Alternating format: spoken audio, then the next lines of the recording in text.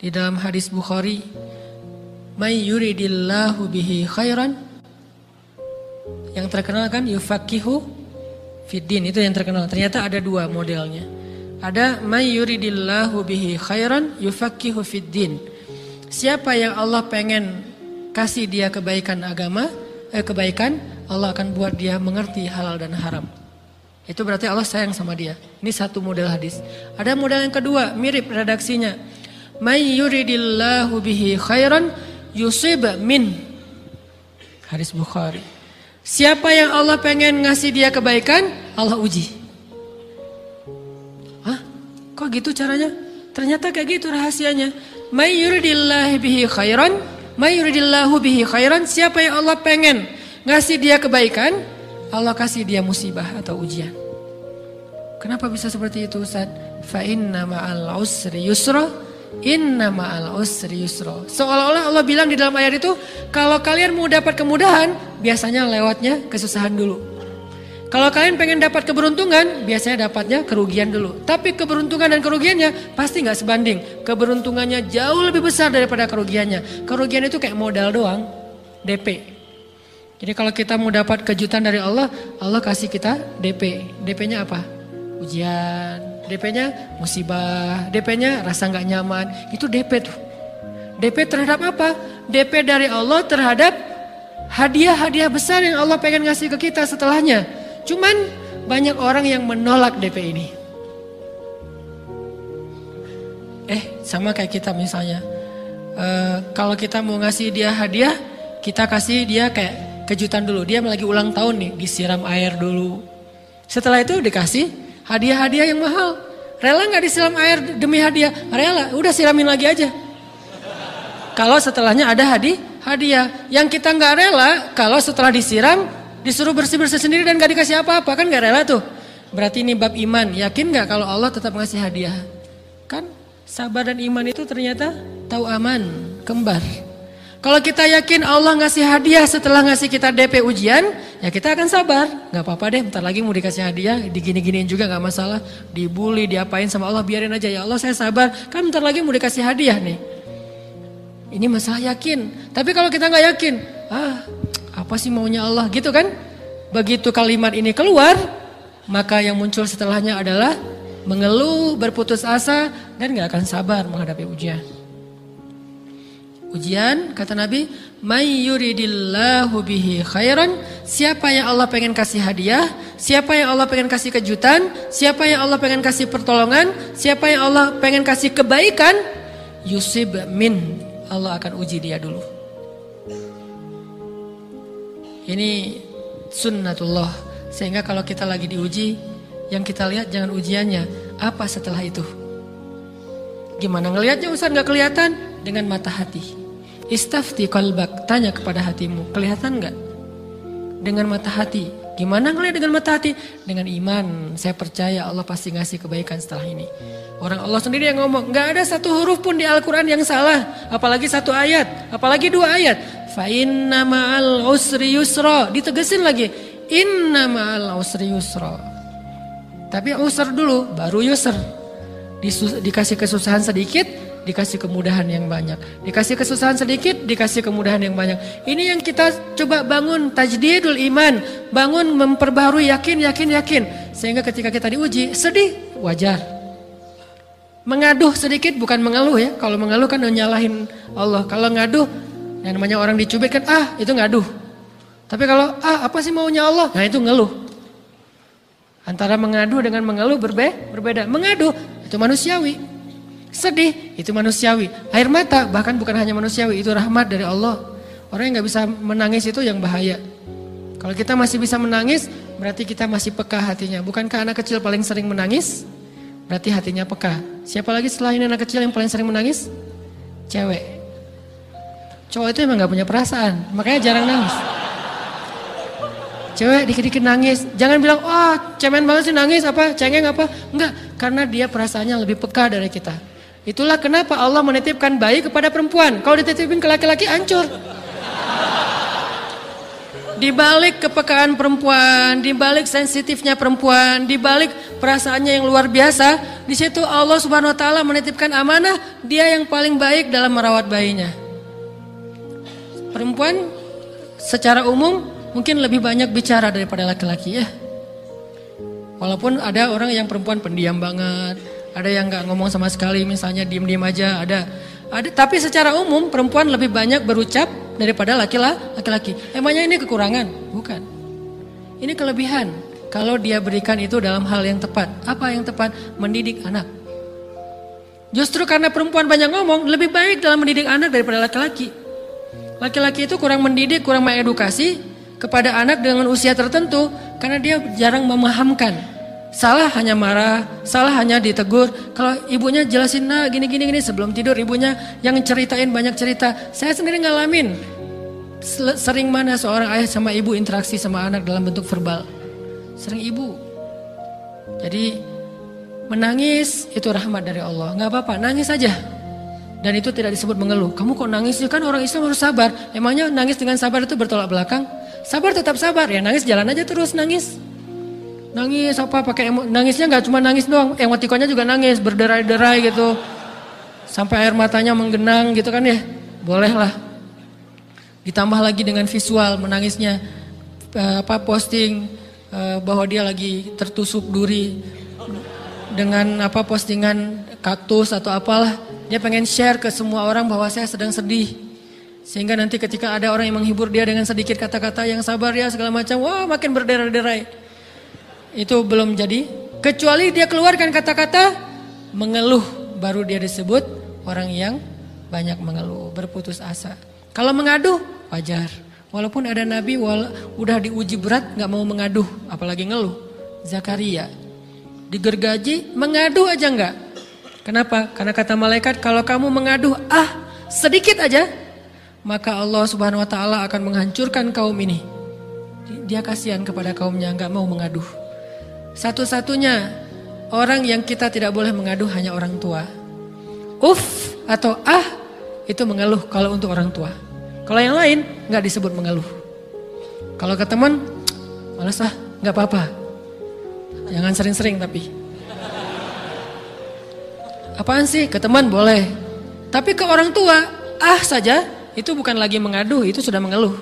Khusus untuk orang tua. Kalau di antara manusia.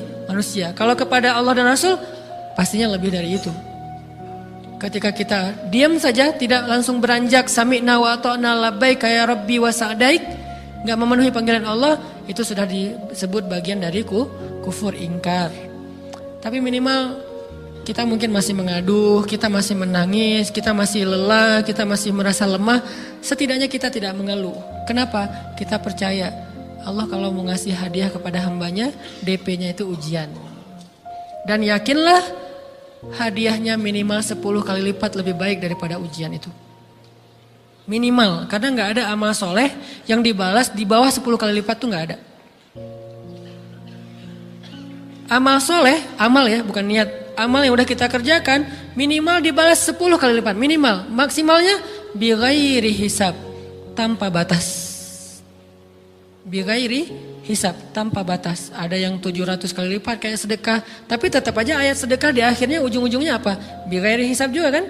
Berarti sedekah itu minimal dibalas 700 kali lipat. Minimal.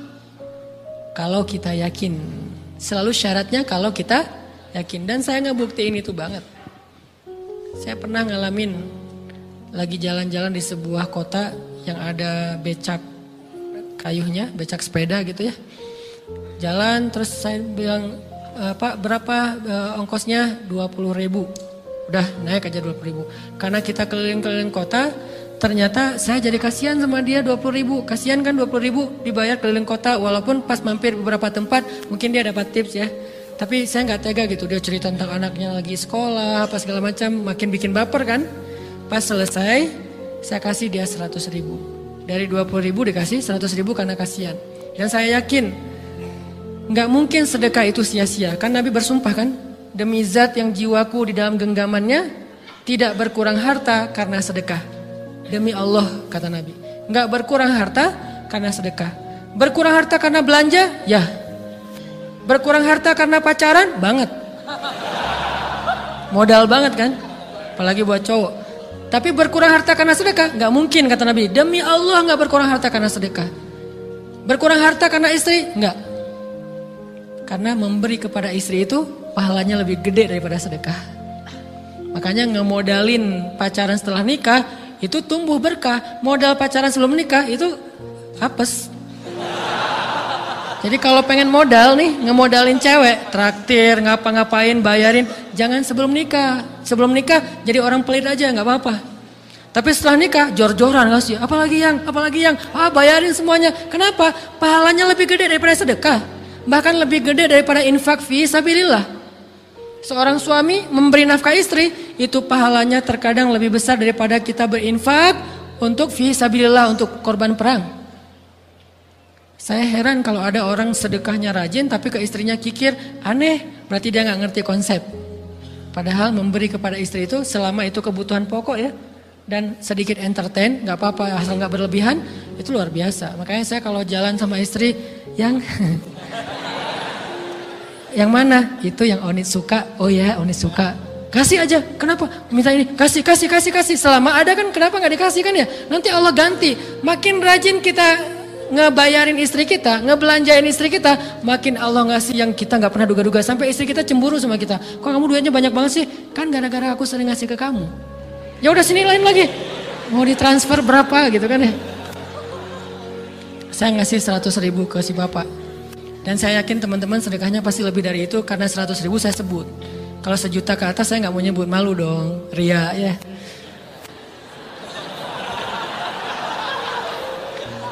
Sebenarnya nggak pernah sih.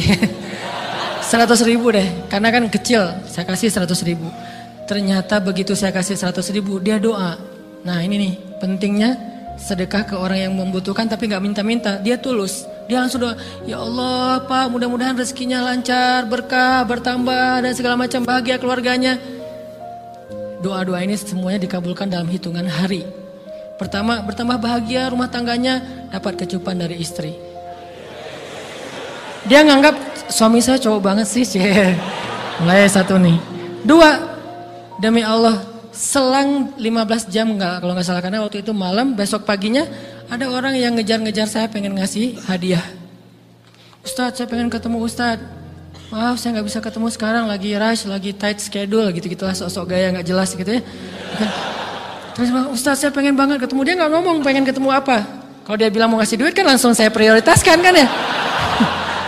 Berhubung dia nggak ngomong, ya udahlah, saya sosok jual mahal gitu. Tapi yang namanya rezeki kan gimana kita tolak, dia datang kan.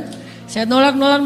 Pokoknya sebentar aja 5 menit nggak akan ganggu waktu Ustadz. Ya udah besok pagi ya pas breakfast gitu, pakai gaya-gaya dikit breakfast. Pas breakfast, oh ya siap Ustadz. Jam berapa? Jam 8. Udah janjian jam 8. Mungkin orangnya nih dengar live streaming, Pak jazakumullah khair jaza. Makasih banyak, mudah-mudahan Allah tambahkan rezekinya. Terus beliau besok mau flight ke luar kota jam 8. Akhirnya ngubungin lagi malamnya, Pak Ustadz maaf gak bisa ketemu besok karena saya jam 8 itu jadwal terbang. Oh ya udah gak apa-apa, seneng dong saya gak jadi ketemu kan. Tahu gitu kan nyesel saya tuh, seneng. Besok pagi jam 6, Pak Ustadz alhamdulillah ternyata penerbangan saya di delay ke jam 11. Allah delay penerbangannya demi ngasih rezeki buat saya. Kan luar biasa kan. Ini hikmah kepedean saya, kegeeran kepada Allah gitu. Di delay demi saya. Kan kadang-kadang GR ya di depan Allah ya. Rabbi akraman kan gitu ayatnya. Allah memuliakan saya dengan istighfar tetap. Akhirnya saya bisa ketemu Ustaz. Saya nggak baca WA-nya, terlambat baca, baru baca jam 8. Dia udah mulai agak putus asa, kayaknya udah gak mungkin ketemu nih. Jam 8 pas saya baca, ternyata orangnya nggak di delay. Ya udah saya balas, ya udah sekarang saya tunggu ya jam 9, maaf cuma sebentar. Nggak apa-apa Ustaz, 5 menit. Datang dia. Datang ngasih apa coba? Ngasih duit 200 juta. Demi Allah. Cuman berselang beberapa jam, saya tolak-tolak. Tahu gitu Pak, datang malam ini aja.